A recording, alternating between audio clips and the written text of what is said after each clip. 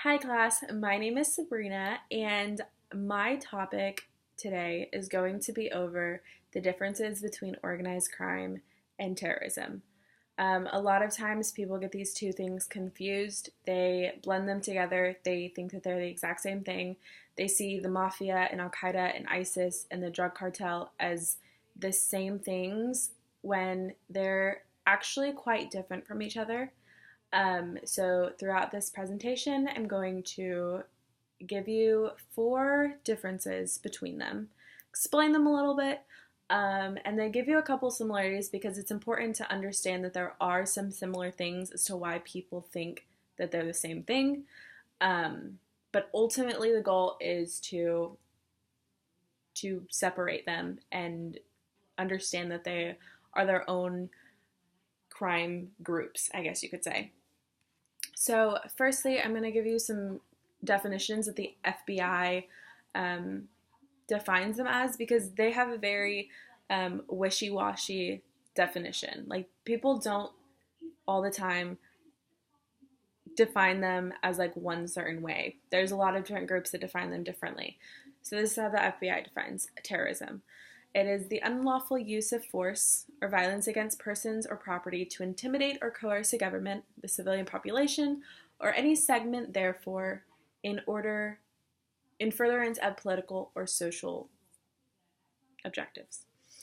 Organized crime, defined by the FBI, is any formal group having any manner of a formalized structure and whose primary objective is to obtain money through illegal activities. Such groups maintain their position through the use of violence, political officials, extortion, and having significant impact on the people of their locals, region, or as a country as a whole. Um, Saying that, I'm going to let you know that there are a couple things, and further on, I'll kind of explain them a little bit better. But terrorism and organized crime use each other's um, influence, I guess you could say. They use each other's like qualities in order to further themselves. So terrorism uses organized crime such as like drug trafficking, gun trafficking, people trafficking, whatever, like in order to gain their like to fund, I guess you could say, their political tactics. They are using these things in order to further their goal. But it's not the core of who they are. And similarly, organized crime uses terror and violence and all these things in order to like gain power and the money and all that stuff. So they use each other's tactics in order to further their end goal. Saying that, their end goal is very different. So organized crime is not motivated by any sort of political agenda. Their main objective is to obtain money and power.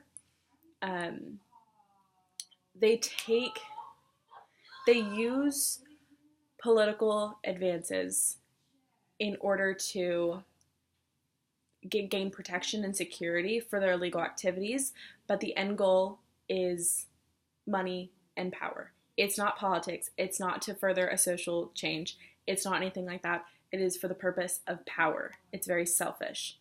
A quote from the book that I want to bring up is about Pablo Escobar in Colombia and the Sicilian attack in Florence. The book says that the goal was to intimidate governments into changing policies to organize crime. He used terrorism, he used terrorist tactics in order to further his goal on gaining power ultimately. Um, not not because he was a political guy, not because he was trying to make a social change. Um, Alternatively, terrorists have the goal of a political or social change. Their entire reason behind everything is to do some sort of good and benefit other people. That's what they believe. Um, Another quote that I found was that Al Qaeda did not have the capacity to destroy the United States military, so they set their sights on symbolic targets instead. The Twin Towers, as a counterpiece of World Trade Center, symbolized globalization in America.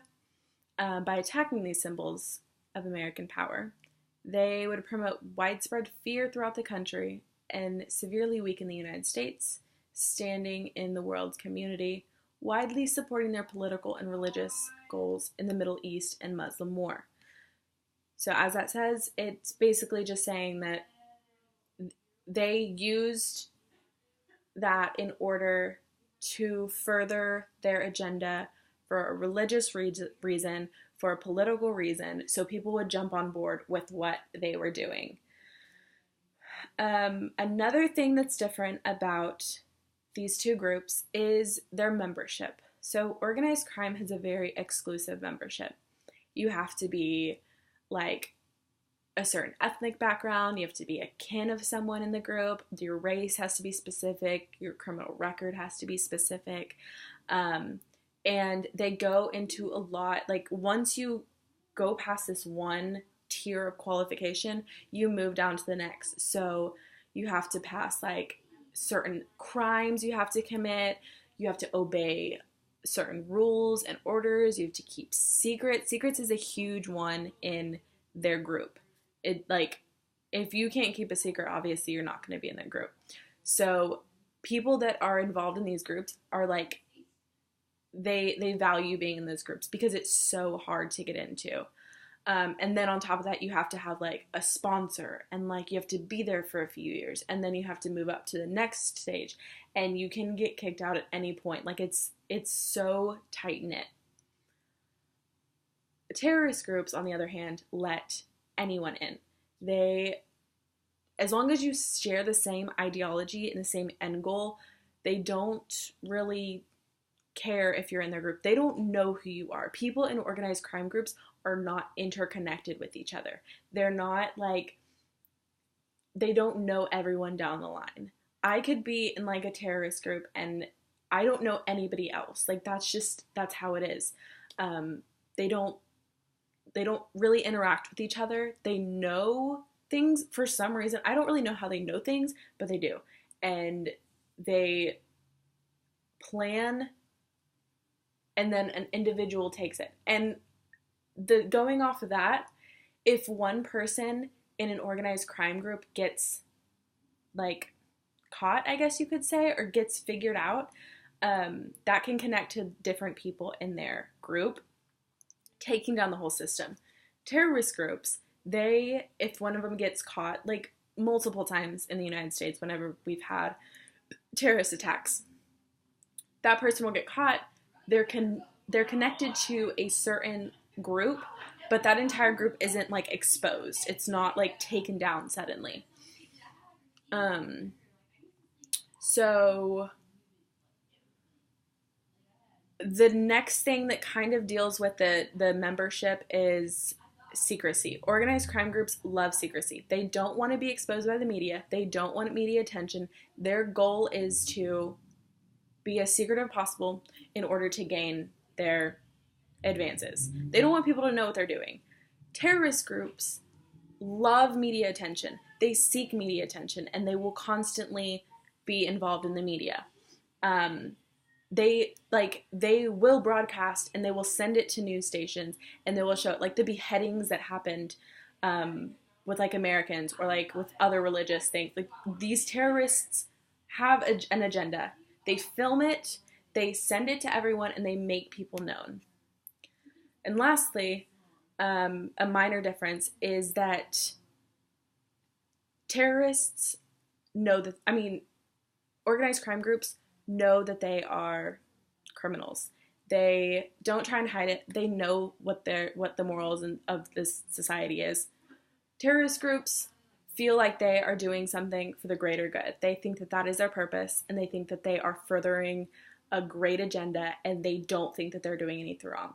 That is one of the minor differences, but it's honestly a really important difference that plays a part. So I honestly think that they are very different, but intertwined sometimes.